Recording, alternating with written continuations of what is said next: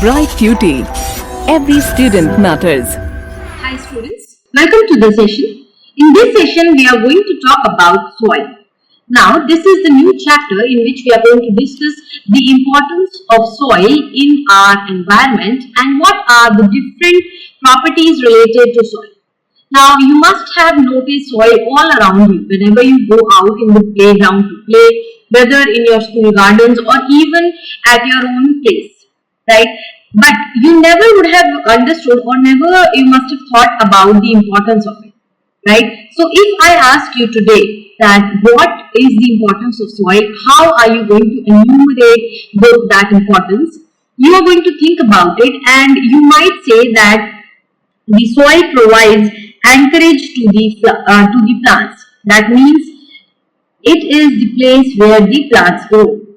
That's quite true. But apart from that, what else is the importance of this particular element that is present in the environment? So soil is important first of all because it provides anchorage to the plants. Apart from that, it also supplies water and mineral. We have been talking about the importance of photosynthesis, right? And we saw that the photosynthesis was conducted in the plant's leaf with the help of the water and minerals, right? So soil is the one which supplies water to the plant, right? With the help of the root. Then apart from that, there it is the home of various organisms. Home of organisms. We've seen that some organisms like earthworms stay in the soil. There are various microbes which are invisible to our eyes. Those also live in the soil. Apart from that, there are certain other insects which are living in the soil, right? So this also provide the home for various different kinds of organisms. Then it is important, as I said, because it is important for the plant, it is important for agriculture, right? So the soil, it is the one on which all the agricultural activity takes place, and agriculture provides us with food, clothing, and shelter, and so many things, right? So agriculture is a very important part of our, is a very important activity rather of which helps us in various aspects of our life, right? So in this way we see that soil is one of the most important part of our life, and it is such that we do not actually notice it, right? Now let's talk about how the soil is teeming with life. Now how do we understand that? How do we say that soil is teeming with life? The reason is that you might have noticed, especially during the rainy season, there is presence of earthworms. Whenever it starts raining and the soil becomes moist, you will find that earthworms start coming out onto the surfaces, right? So this shows the presence of organisms, presence of life in the soil, right? We are going to do an activity with the help of which we are going to understand in detail that what are the things that are present in the soil. So we are going to collect some of the soil samples and we are going to observe carefully. For examining the soil, you can use hand lenses and we have to examine the soil very carefully, right? You can do this activity the groups of 2s and 3s. Why? Because suppose there is group A, then there is group B and group C. You can collect soil from various regions and then whatever you have found out, you can compare with the other group and so on. So that in detail you can understand what are the things that you might find in the soil. Once you have examined it, what are the questions or what is the kind of observation that you're trying to make? Let's understand that. First of all, you're going to discuss whatever observation that you have made. Discuss the observation. This will help you in understanding that what are the different things that are present in the different samples of the soil. Then what else you are going to do? You will see that whether there is any similarity. Whether there is any similarity between the soil samples, right? So that if these are similar or not, this is something which you will understand, and this particular question will help you in understanding that in different areas, different regions, there are different kinds of components that are present in the soil. once you have done this activity, what you are going to do is you are going to fill the table, and in this table what you are going to do is you are going to first of all write down the soil source, whether the soil was taken from garden, the soil was taken from the road, whether the soil was taken from the construction area or from a river bank or various other places from wherever you have collected the soil.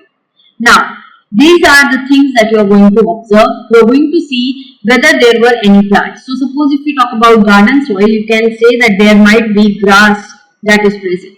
Apart from grass, what else? Whatever other kind of plant material that is present, you can write down. Suppose when you are talking about the soil from the area where construction is going on, there might not be presence of any kind of any kind of plant. But if we talk about animals, right, so there can be earthworm in this, there can be ants. Similarly, you can see what kind of animals that are there. Any other observations would be if there is anything else. Suppose from the garden soil, you might find packet of, you can find the wrapper of a toffee or a chocolate, right? Similarly, you can also find various other things in this, right? So once you have filled this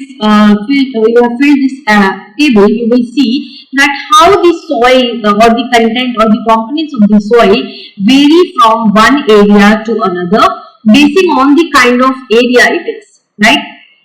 Then after you've done this, you're going to discuss the uses of soil, that what are the various uses. Apart from some which I have already discussed, you can write down other kinds of uses that are present or that you might encounter and may think of the soil, right? This activity will help you in giving a better understanding of soil and its uses. Now, there is a question that Paheli has, and she wondered that she found some of the plastic articles and polythene bags in the soil collected from roadside and the garden, right?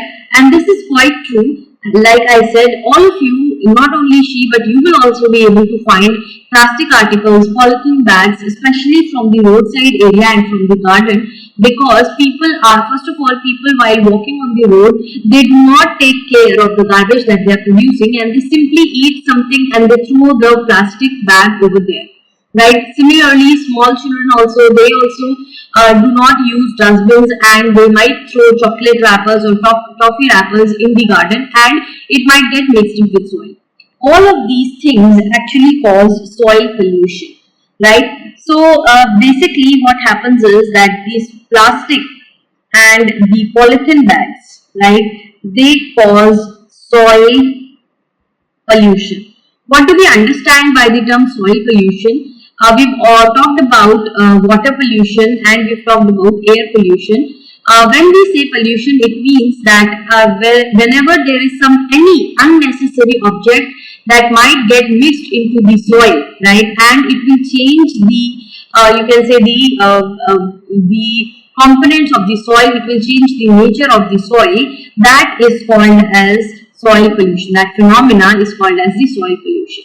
And the most common, you can say, the pollutants that are there is plastic and polythene. Apart from these two, there are other things which are also responsible for soil pollution. These are the chemicals that are used for you can say the agriculture specifically, like your pesticides, insecticides, and so on. All of these are also causing soil pollution, right? These chemicals tend to change the nature of the soil, and excessive use of these chemicals many a times causes the soil to become barren, right? That is one of the reasons why the usage of plastic and polythene is being banned, and there are strict rules against using plastic and polythenes, and there are development of ways in which the garbage, that is plastic and polythene garbage, can be reduced, right? Each and every day, every society is working on this particular phenomena, right? Then, like I said before, the one of the reasons or one of the ways in which you can utilize or you can reduce the production or the soil pollution is by processing the waste product. Before you release it into the soil, before you bury it into the soil, what you can do is you can process the products, and what you can do in that, you can separate such kind of plastics and polythene bags so that the soil pollution can be reduced. Such kind of steps are being taken by the government, and they are trying to get the citizen on board for the same. They are trying to spread awareness regarding the same, right? So soil pollution is one of the major serious issues that is being handled by the government, because as the population is increasing, so is the soil pollution, right?